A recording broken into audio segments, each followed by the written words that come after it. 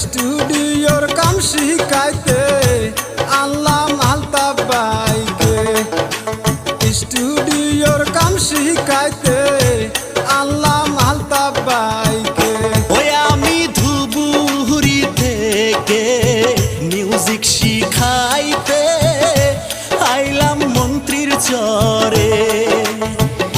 ওই আমি ধুবুরি থেকে মিউজিক শিখাইতে আইলাম মন্ত্রীর চরে।